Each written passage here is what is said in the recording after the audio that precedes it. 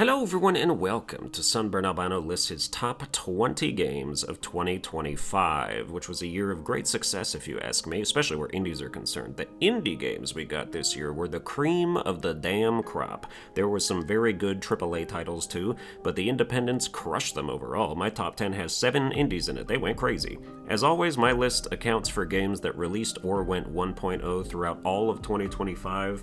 No early cutoff date. Early access games don't count until the year they fully launch, but shout out to Supra World, Grounded 2, and Ethermancer for currently being the ones I'm most excited for to do so. Hope to see you high up in next year's ranking.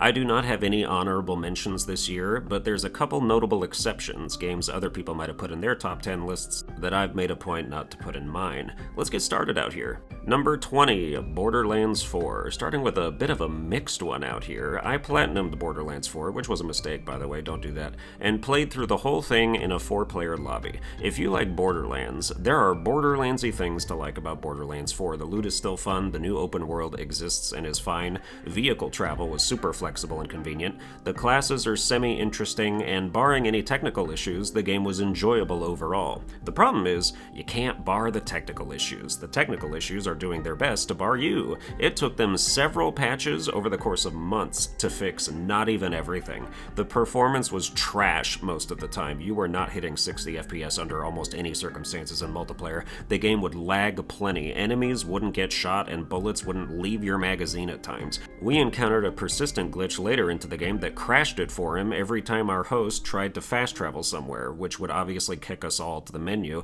And the worst part of it was that to this day, in mid-December, they still haven't fixed an issue where it would randomly refund all of our skill points like every 15 minutes and we'd have to keep respending them, and holy shit, it was so fucking annoying. Despite being the unfunniest franchise of all time, and making you wonder how so many technical problems can exist in a game with an outdated graphical style that can't possibly be using too many resources, Borderlands 4 was still just fun enough to squeak its way into the top 20, though I had half a mind to put it in the notable exception category, but I still do not recommend buying it for any price over $20, and I hope Gearbox goes under because they haven't made a good game in 13 years and they can't do shit else but Borderlands anyway. The Platinum Trophy for this game is called "Aw man, now we have to make Borderlands 5, and I share their dismay. Number 19, Elden Ring Night Rain. Okay, I know I said this was a very successful year for games, and this is a top 20 list of relevantly successful games, but I'm gonna have, shall we say, gripes for like the first 4 of these, and it's gonna tilt a little negative. Just know that despite everything I say about anything, I had some modicum of fun underneath it all, and that's why they're still here. That being said, Elden Ring Night Rain is a shit roguelike. I'm tired of games that try to be roguelikes that have no singular clue about what makes a good roguelike. Every run in this game feels the same. You have the same game plan, the map barely changes, you hit the same spots in a similar order, avoid the same bosses that aren't worth the time it takes to fight them, while focusing down the ones that are, ending up at the same castle in the middle every time, fighting a too small rotation of night bosses and earning nothing good ever for the next run. 95% of the relics you get are abject dog shit. Nobody wants to progress in a game where progression earns you a vast sea of trash. I'm not gonna equip something that gives me +1 dexterity and 5% more lightning damage, you sack of shit. I'm offended by the rewards in this game, I really am. If I get a relic that gives me +1 vigor, it should come with a built-in option to refund the game right then and there. Is the moment-to-moment gameplay fun? Yeah, it is. It's even better than regular Elden Ring from a mechanics standpoint because of how convenient and nice it feels to sprint around not needing a horse, plus your skill and ult system for each character is naturally implemented in a way where it doesn't feel like a foreign influence from another genre, but this only carries you for a while until you see everything, which takes like 3 runs, and then you'll need to rotate the people you're playing with because God knows the game isn't going to change the experience for you. It has since released a couple updates I have not played, and there's a DLC coming out later that will not bring me back, but yeah, the game's biggest crime is just laying the groundwork for From Software becoming a lame multiplayer-centric dev now. Between this and Duskbloods coming out as a Switch 2 exclusive because the world is upside down, can we please go back to real Souls games? When Phantom Blade Zero and the Lies of P sequel come out, it's fucking over for you guys. Your reign will be done, and it will be entirely self-inflicted. Number 18, Monster Hunter Wilds. The only other Monster Hunter game I played was World, and while this game does better in the online department, it's still so needlessly obtuse. Like, that's the buzzword I would use to describe basically everything about the Monster Hunters I've played.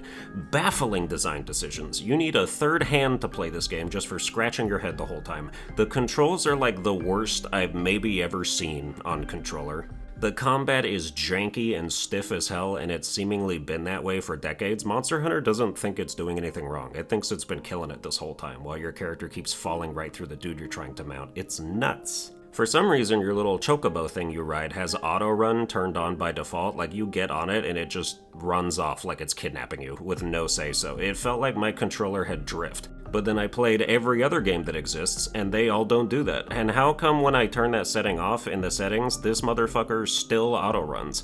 The game just doesn't listen to me. I played it through to the credits, both solo and multiplayer, and had a decent time after finding a weapon I liked and that long slashy sword that does hella cuts like a samurai, but this series is just so alien to me in regard to how it wants you to play, and the entire rest of my friend group is into it, so I get FOMO and try to struggle my way through it while having some fun here and there. But it's just not for me, and I'll probably go through the same song and dance with the next one. Number 17, Mario Kart World. Mario Kart World is a great example of investing tons of time and effort and money into just completely the wrong things. What is your open world for? Who is riding around doing P-switch challenges like, wow, I'm glad this was the first $80 game?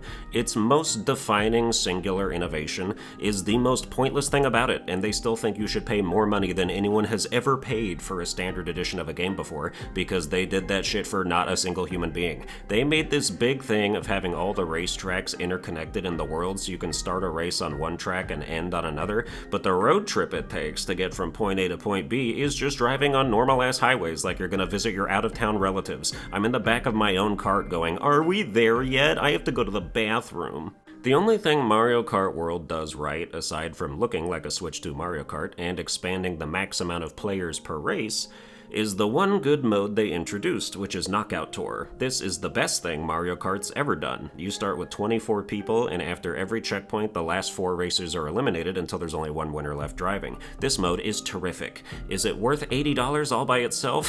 Hell no. But in 6 years, you'll find this game at some mom's garage sale after her son dies of autism and leaves all his gamer shit behind, and the $15 you pay for it then will feel like a bargain. This is a weird top 20 game script, so in the interest of not coming off as jaded, as I definitely will anyway, I'd like to remind everyone and myself that every game I've mentioned so far is a game that a lot of people like. This is still a celebration of games. Anyway, let's keep going. Notable exception 1, Wuchang Fallen Feathers. I have a friend who enjoys this game, and in the comments of my initial impressions video playing it for the first time excitedly while slowly turning around and hating it, there were many others who shared similar viewpoints as him. So then I went and made a whole video about what makes a good Souls-like, where I talk about the feel of combat, the audio-visual feedback, the weight and heft of attacks that needs to occur, the reactions your enemies should have to being cleaved by a giant axe, all things I believe Wuchang lacks. I just thought it was straight up garbage, really. It does not look like it would be if you're watching someone play, but when it was in my hands, I was just disappointed by every instance of gameplay and design decision. It doesn't feel good. It just reminded me of Lords of the Fallen, another subpar jaunt with good ideas but horrendous execution, and another game some people do in fact like. I mean, some people like Enotria and Thymesia too, and that's just outside my level of understanding, really. What do I think's a great Souls-like if you don't know? Lies of P, absolute banger. The Neo games, and by extension Kazan, stellar. Spoiler alert, you'll be seeing that game later. Most other Souls-likes just don't cut it. Code Vein is almost there, well wishes for the sequel next year. AI Limit is almost there, The Surge was kinda sorta almost there, Mortal Shell was not almost there, and the original Lords of the Fallen wasn't anywhere. It's hard to make a good Souls-like, and I don't enjoy average ones at all. Like, it's gotta be good, unlike Wuchang, which I thought was bad. Back to the top 20. Number 16, Arc Raiders. We are finally out of mostly talk shit territory and into lukewarm, inoffensive territory. Arc Raiders is an extraction shooter where you go in there and decide to team up with or hunt down other human players as you all simultaneously scrounge for whatever scraps you can pick up from scrap yards, scrap heaps, and scrap factories, while animate piles of scrap called drones patrol the area and shoot you for being a scrapper. The hook is the social interaction. Will you cooperate with found players or betray them while dealing with the ever-present anxiety of potentially losing your best gear? Because if you die, you permanently lose everything you brought with you in your loadout. But there is deep and long-winded permanent progression in the form of XP and skill points to keep you feeling like you're getting somewhere.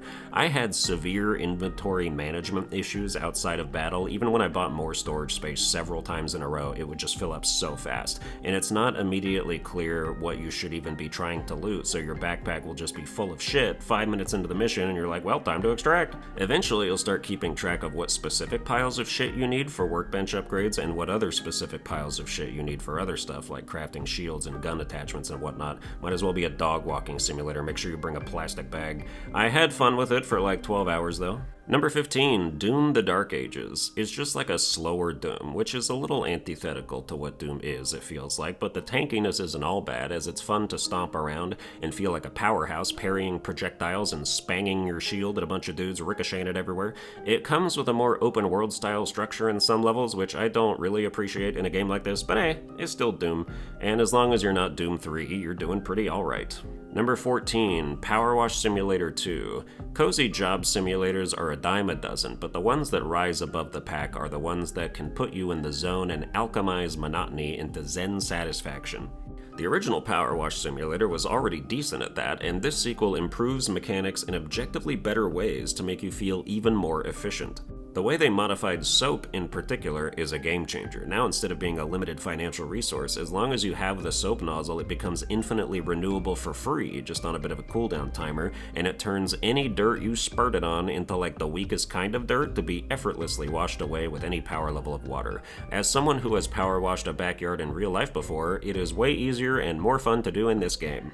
Number 13, Ball Pit. I hope this game makes the brick-breaking genre come back in a major way. I grew up on Bebop and Ricochet, and Ball Pit takes that formula and turns it into a Survivors-like with crazy ball upgrades and fusions and evolutions. Then outside of battle, you'll build up a village of sorts, placing buildings for your workers to bounce on it while you yap about your interests, creating permanent stat boosts and making runs easier and wackier. The music and sound design makes the levels lift off into a whole-ass vibe, and discovering broken builds where your balls do 9,999 damage per bounce or nuke half the playing field with each hit are super satisfying. Number 12, Civilization 7. Civ 7 hasn't been out long enough for updates and DLC to make it feel like a complete Civ experience yet, but it's still a super fun game to get into and never finish a match even if your life depends on it. I still prefer Civ 6 at this stage, but regardless, there's plenty of enjoyment to be had with the latest installment. Number 11, First Berserker Kazan. Kazan wears its Neo influence on its sleeve, its chest, its head, neck, and ass, but that's a great game to emulate, so it works out. The demo does not even scratch the surface of what makes this game good, to the point that it almost discouraged me from buying it, but after the first hour or two when you start getting new weapon types and skill points and piercing people's domes with a superpowered javelin throw, Kazan really comes into its own and becomes a more than competent adjutant. Notable exception to Pokemon Legends ZA. I put Scarlet and Violet as a notable exception in one of the last top 20 videos, and this is like the complete opposite end of the spectrum of problems to have. Like if you have scales and the desired outcome is for them to be balanced Libra style, Scarlet and Violet leaned heavily in one direction and Legends ZA leans heavily in the other. While Scarlet and Violet were technical monstrosities and embarrassing stains on the reputation of a billion-dollar franchise that should be blowing us away with its presentation at every turn, but still preserved the inherent fun and grip that mainline Pokemon games have always offered in some capacity, Legends ZA is comparatively good-looking and smooth on Switch 2, but the content on offer just does not capture me. This game is throwing a Pokeball at my ass, and I need at least an Ultra Ball to stay in there. I don't have the meme complaints that ran most of the popular discourse about the game. I'm not up in arms about not being able to enter most of the buildings as if that fucking matters. The city is a backdrop, that's its function. There is no outdoor content that would be better served being indoors. We were outside the whole time in Pokemon Legends Arceus too, and nobody was peddling that gripe back then. Legends ZA's environment is, however, more boring by being a city, rather than a series of sprawling biomes that were enthralling to explore in the last game. In this game, the wild Pokemon are relegated to courtyard-sized zones that take 30 seconds to run through. The whole game feels like a DLC area they just littered with side missions. So despite being fun to explore for a few hours, none of it is interesting for long enough, and parts of it get so grindy and stale by the end there's just no goodwill left. And now for the top 10 games of 2025. Number 10, Monster Train 2. The original Monster Train was a neat companion game to play alongside Slay the Spire. In my estimation, it was the only other run-based deck builder to stand nearly shoulder to shoulder with that game in terms of quality. And Monster Train 2 is like two Monster Trains in one, because not only does it have a bunch of new content, but you eventually re-unlock all the clans from the first one as well, which was a nice surprise. Arranging your units on a multi-tiered train to protect its heart from ascending enemies with a wide variety of spells and builds to work towards is just as engrossing as it ever was, and I quickly amassed dozens of hours in it. Number 9, Dispatch. I wondered if the hype for this game was overblown as I was watching it unfold, but when I eventually picked up the game myself after all the episodes had dropped, it was an episodic game that released episodes on a weekly basis to artificially lengthen the discourse in a way I don't think games should be doing because they are not TV. It didn't take long for me to see what all the fuss was about. Dispatch is a pretty good superhero/supervillain story about a guy who helps reformed villains try to work as a team as the dispatcher that tells them where to go and who takes what jobs. The management RPG gameplay is compelling, but the rewards cap out too soon if you're doing a good job, so I wish the system had a higher ceiling of accomplishment, but for a first season, the story has a good foundation for spurning something bigger and more realized. Your choices don't change the outcome too much outside of which lady you're kissing, so I think they need more seasons to make those impacts actually matter beyond their on-paper descriptions. Still good though, and I eagerly await season 2 whenever it comes. Also, I'd like to be a voice actor, please hire me, thank you. Number 8, Donkey Kong Bonanza. Definitely the Switch 2's best game of the 4 on offer. Donkey Kong Bonanza is basically the DK version of Super Mario Odyssey, and it is very fun to collect hella bananas and annihilate all the terrain around you with your monkey muscles. A collectathon in its purest form, tying the gathering of Bonandium gems to the acquisition of skill points for Donkey Kong was a really smart way to incentivize going hard on finding them. The only problems I really had with it were that some of the layers felt like filler, and I hate Pauline's end credits song because it comes off like someone put lazy Disney pop anthem into an AI music generator compared to the absolute musical majesty of Jump Up Superstar. Great game, though I found the experience didn't linger in my memories as prominently as some of the games coming up here. The lasting buzz of a game's effect on you can be a strong indicator of whether you truly played something special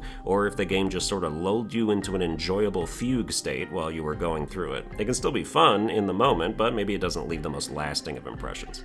Number 7, The Outer Worlds 2. I had a great time with this Fallout-esque RPG from Obsidian, even more than I did with the first one. The build variety and efficacy feels really nice. I was a stealth melee and gun build, and the combination of perks, equipment mods, and character flaws I amassed allowed me to quickly glide around the area while crouching like a 3-foot-tall ice skater, backstabbing people with power hammers or sniping multiple enemies with one ricocheting headshot, and even blasting people into immediate space dust with a silenced shotgun that left no body to be discovered by default. I also perked myself into a psychopathic serial killer and murdered all of my companions for fun, and every time I killed an unarmed NPC, I harvested their heart for a max HP boost. There's a lot of strong RPG possibilities in this game, as well as narrative ones, and it's highly worth your money if you want to immerse yourself and let loose on an unsuspecting series of planets. Number 6, Ghost of Yotei. This is where we get into fantastic territory. I listed some great games before, but everything from here on out is amazing and a real testament to the width of 2025's peak. These next 6 games are all great enough to deserve a Game of the Year win in a vacuum, competition notwithstanding. They're all worthy of the title in their own right, even though 2 of these, including this game, were not nominated for the Game Awards Game of the Year, and that is a travesty. Anyway, Yotei is what you'd call an iterative sequel, but we need to put respect on iterative sequels again, when they are refining every aspect of their original mechanics into a better experience on all fronts. This game runs laps around Tsushima, both graphically and mechanically. The combat has been honed to a steel edge and is so fun you'll seek it out wherever you can get it on the map, which has also been vastly improved in terms of navigation, and your horse has faster movement speeds, so you're out here exploring randomly or cruising from point of interest to point of interest, while the quality just smacks you in the face with every gallop. One addition to the combat that is a game changer is the fact that enemies sometimes drop weapons during fights and you can pick them up and chuck them at somebody to insta-kill them. It's nuts. Atsu would win gold at the Olympics in the javelin toss. This lady picks up a spear and heave-hoes it 50 yards like she's throwing a touchdown pass through a Ronin's ribcage that for some reason also pierces shields, which makes no sense, but it's such a blast. Who gives a shit? You can have multiple different busted builds, too. You can maximize the Chuck build by equipping charms that raise the weapon drop rate and make them do more damage to brutes and such. such, or you can make a Legolas auto-aim archer build where you can triple-shot 3 different enemies and demolish them, or you can make a Super Ninja Gambit build and throw 5 different kunai at 5 different targets with each throw and burn them all at once because the kunai are on fire. Did I mention that? There's a charm that lets you light bitches up like a cigarette and put them out just as quickly. This game has low-key supernatural elements to it with the lore and certain charms you can equip, like one that makes lightning fall from the sky and zap a dude every so often when you do a certain sword skill, so I don't feel the realism is besmirched by the combat options when it's already kind of fantastical to begin with.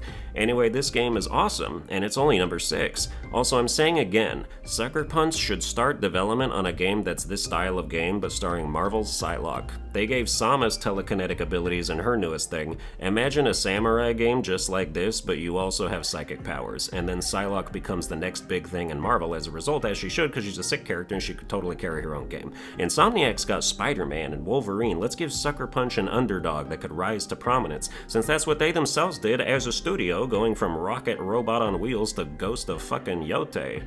Or make a new Infamous or Sly Cooper game, that works too. Number 5, Hades 2. Hades 2 is at a bit of an impediment on my list because I haven't played it since a few updates into early access last year, because it's a game I would like to platinum and they have decided not to release it on PlayStation yet for some unzeusly reason. The Switch 2's out here trying to be a real console with third-party timed exclusives, and it's really cramping my style as a fledgling trophy hunter. So I'm referring to what I played in early access for the basis of my placement here, but I know the game is even better now. To what degree, I'm not sure, but there's no way it got worse, at least. And Hades 2, even back then, was better than the first one by a comfortable margin. This is another example of a terrific iterative sequel. Take what the first game did great and do amazing instead. My gut tells me this game would be top 3 if I played it recently, so if you think the 1.0 release is markedly better than its time in early access, just pretend I did that. Number 4, Hollow Knight Silksong. I did 3 playthroughs of this game for the Platinum, including a speedrun, so I have had ample time to get very intimately familiar with all of its systems and get sick from exposure to any lingering rot in the experience. Luckily, there isn't any. If anything, the first playthrough is where you'll be thrashed by the onboarding of different mechanics you won't be used to yet, but enough time spent with them makes them integrate seamlessly into your gameplay. A lot of enemies doing 2 masks of damage isn't as big a deal when you mostly stop getting hit by them, and the new power and flexibility of healing still balances that out nicely. Being able to heal in midair alone tilts that scale back to the middle, to say nothing of the fact that you heal 3 masks now, and then the complaint of starting out with a diagonal pogo will fade if you have any adaptational ability at all. Like, all you gotta do is be a little to the side of where you'd be used to in the first game, just make an adjustment. Can you do that? Can you make a 5% change to your gameplay without crying on Twitter? At least until you get one of several crests later that change it back if you want to. I got a crest that made it even more diagonal, and it turned out to be my favorite one. Gamers adapt. Silksong's gameplay is head and shoulders above the original in terms of flexibility and mobility. People used to say Hollow Knight's combat was a dance. Well, it's a staggered stumble compared to Silksong. Sprinting in and out of range, weaving through attacks, and punishing with an extended moveset is top-tier 2D action. And like any mildly Souls-like game, the second playthrough is the best. Number 3, Expedition 33. The most talked about game of 2025 by far, Expedition 33 boasts the most awards ever won at the Game Awards, and it's a deserved accolade. I haven't been as drawn into a world and its characters since Kingdom Hearts. Haha, get it? Drawn. It's an epic adventure that earns the adjective.